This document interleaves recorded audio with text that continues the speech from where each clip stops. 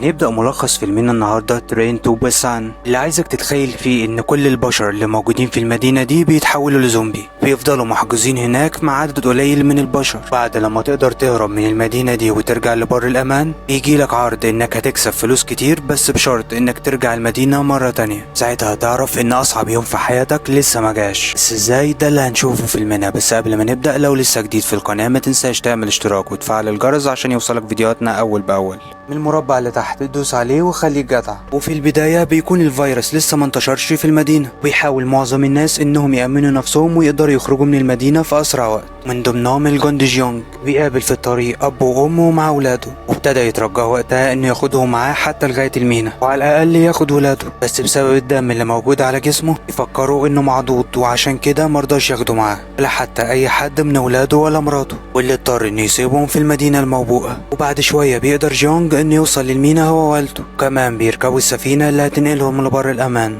للأسف بعد شوية بتظهر أعراض الفيروس على واحد من اللي موجودين على ظهر السفينة، في نفس الأوضة اللي موجود فيها أخت جيونج وابنها، اللي كان أول واحد يشوف الشخص المصاب. أول لما جيونج بيعرف باللي حصل بيحاول يجري بسرعة عشان ينقذ أخته وابنها. للأسف كان الدم في كل حتة، لدرجة إن هو كمان كان يتعرض للإصابة. وبعد لما وصل للأوضة كان الوقت فات وكله اتصاب، حتى ابن أخته اللي كانت شايلاه أمه ورافضة إنها تسيبه، رغم إنها عارفة إنه هيتحول في أقرب وقت. رغم كده بترفض إنها تسيبه وتروح مع أخوها. للأسف في آخر لحظة بيضطر جيونج إنه يسيبها، كمان بيقفل الباب عليهم قبل ما يخرج المصابين من المكان، بعد لما عرف إنها مش تقدر تهرب. وكمان حاول إنه يمنع جوزها إنه يخش عليهم قبل ما يتصاب. من بعد الحادثة دي قررت البلاد المجاورة انها توقف اي رحلات متجهة ليها. بالشكل ده بقت كوريا حجر صحي. بعد مرور 4 سنين في هونج كونج، في المكان اللي قاعد فيه جيونج، يجيله شخص من الاكبر العصابات اللي موجودة في المدينة، بيقول له ان الرئيس بتاعه عايز يشوفه. لما بيوصل هناك بيقابل جوز اخته، كمان بيقابل رئيس العصابة، واللي ابتدى يعرض على هيونج هو والمجموعة اللي معاه انهم يرجعوا كوريا مرة تانية. بيقول له ان الزومبي اللي موجود هناك مش مهتمين بكمية الفلوس اللي موجودة في المدينة، اللي مش موجود عليها اي حارس. المبلغ كان عبارة عن 20 مليون دولار اللي موجودين جوه عربية موجودة على جسر في المدينة. عشان يطمنهم بيقول لهم انهم هيسافروا بالليل، الوقت اللي الزومبي فيه ما بيبقاش بيشوف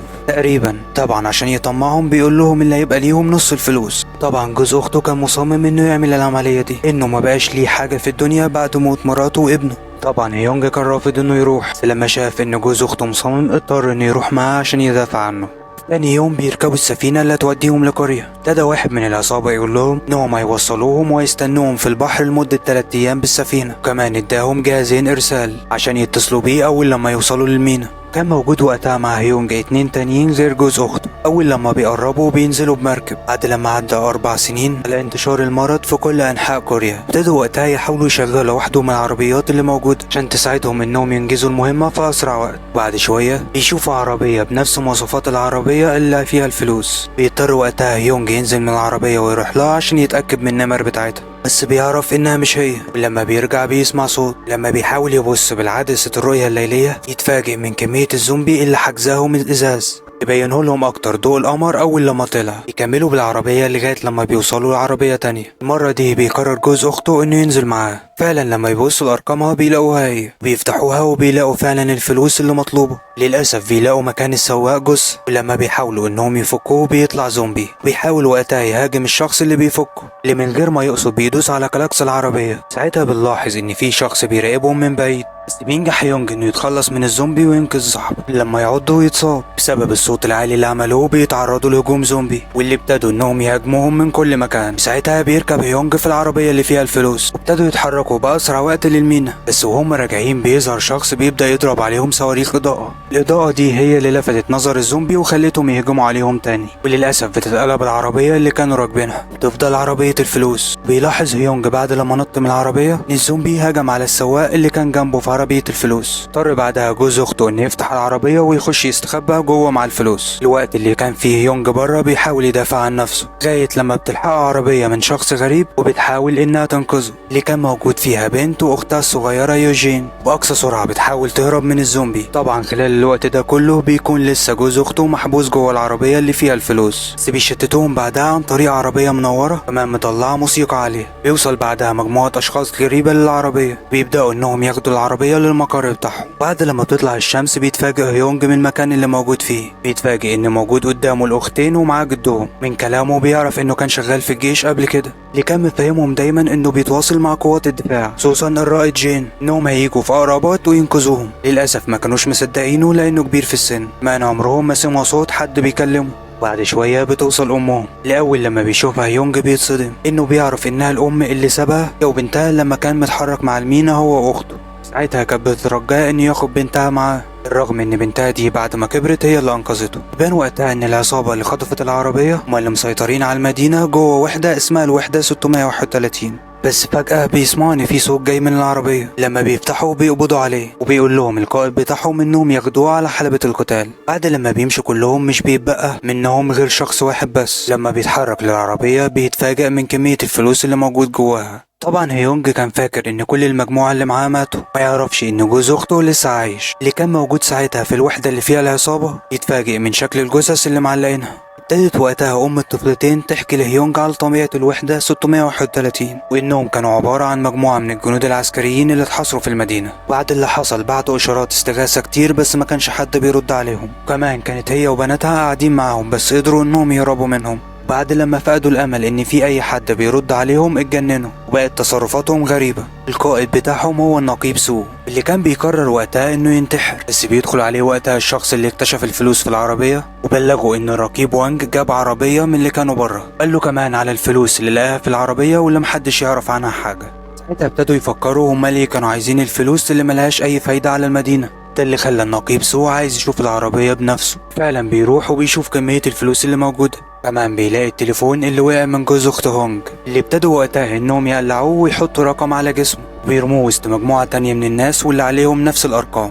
لما بيفتح سوق التليفون بيجيله اتصال من السفينة. بعد شوية بيرن الجرس وبيخرج كل الناس اللي عليهم ارقام من فتحة موجودة في اوضة في اللي قاعدين فيها، عشان يلاقوا نفسهم موجودين وسط حلبة. كل اللي موجودين في الوحدة بيتفرجوا عليهم. طبعا لما بيعرف الناس اللي على السفينة ان المجموعة اللي معاهم اتقتلت، بيقرروا يعملوا اتفاق مع النقيب سو، وانه لو جاب لهم العربية اللي فيها الفلوس يبقى الاتفاق معاه وهياخد نصها. طبعا دي بالنسبة له فرصة كبيرة انه يخرج من المدينة. وبيتفاجئوا بعدها الناس اللي موجودين في الحلبة ان في بوابة كبيرة بتتفتح اللي بيخرج منها عدد كبير من الزومبي، واللي ابتدوا انهم يهجموا على كل اللي موجودين جوه الحلبة، محاولة من كل الاشخاص اللي عليهم ارقام انهم يهربوا. بعد لما يعدي عليهم دقيقتين يرجعوا يحبسوا الزومبي مرة تانية. الاشخاص اللي مترقمة يرجعوا لأوضتهم. في نفس الوقت لما تعرف ام الطفلتين القصة من هيونج، قرر انها تقتحم الوحدة بالليل عشان يقدروا ياخدوا العربية وكمان التليفونات. عن طريقها يقدروا يخرجوا من المدينة. كان الشخص الوحيد اللي معترض ما بينهم هو جدهم، لانه فاكر ان الرائد جين هتيجي وهتنقذه، بس بيحاولوا يقنعوه وبيقولوا له انها لو هتيجي تقابلهم عند المينا. طبعا ابتدى النقيب سو انه يفكر في طريقة يهرب منها من الوحدة من غير ما يلفت الانظار، وخصوصا الرقيب وانج.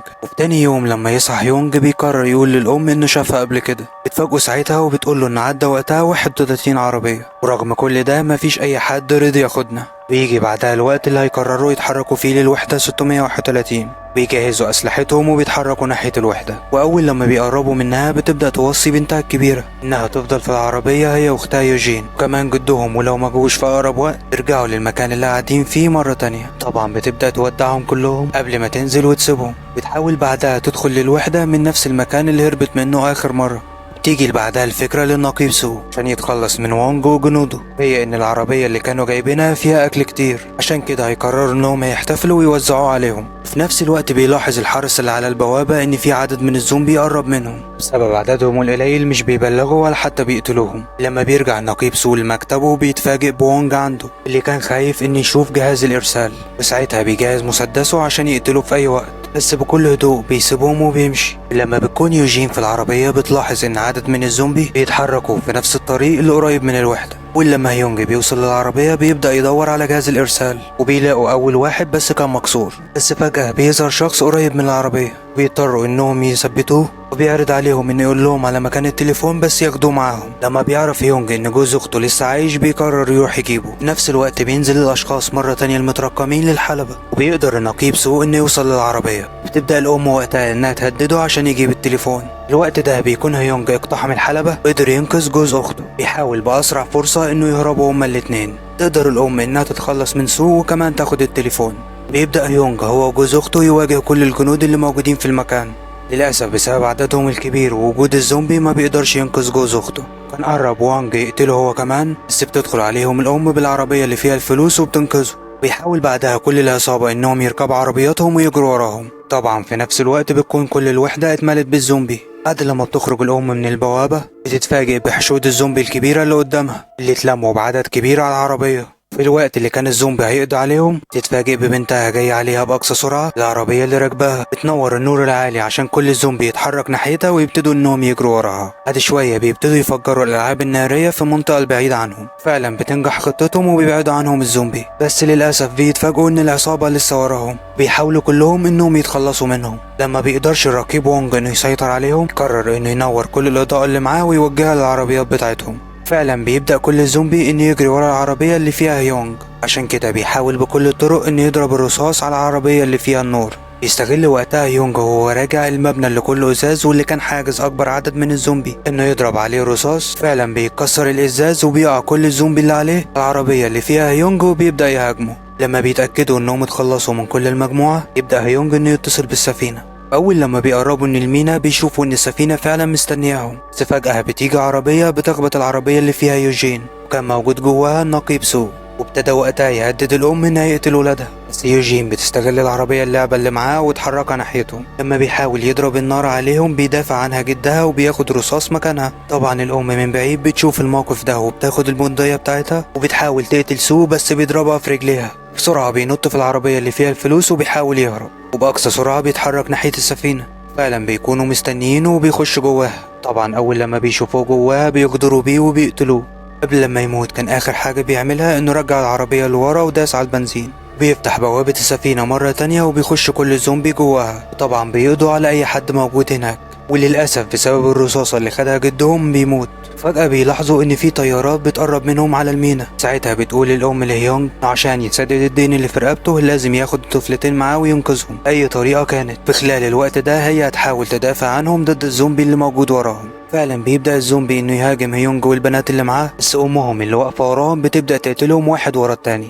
تدخل بعدها جوه عربية وبتبدأ تدوس على الكلاكس عشان يتحرك كل الزومبي ناحيتها، لغاية لما بيقدر هيونج والبنات يوصلوا للطيارة. قابلوا فعلا الرائد جين اللي كان دايما جدهم بيكلمها، اللي كانوا فاكرينه انه بيخرف طول الوقت. ابتدوا وقتها يترجوها انها تنقذ امهم، بس امهم كانت مضطرة وقتها انها تنتحر. وفعلا بعد شوية بيسمعوا صوت الرصاص وبيفكروا انها ماتت. بس اول لما هيونج بيشوفها انها عايشة قرر انه يخاطر بحياته ويروح ينقذها. بيوعد يوجين انه هيروح ويجيبها، وبيبدأ انه يضرب من الرصاص بتاعه في الهواء عشان يفرق الزومبي. اول لما بتسمعه الام بتتوقف على الانتحار وترجع مرة تانية تحاول تهرب رغم الرصاصة اللي كانت موجودة في رجليها، فإنها بتحاول تجري. أول لما هيونج بيوصل لها ابتدى إنه يدافع عنها. بعد شوية بيلمحوا من بعيد إن أمهم لسه عايشة وبتقرب عليهم، وأقصى سرعة بيجروا كلهم الطيارة. وبس كده يا سيدي، دمتم في أمان الله. كل اللي وصل للآخر انتوا أحلى وأجدع ناس. ياريت تعملوا لايك عشان نعرف مين اللي وصل للآخر.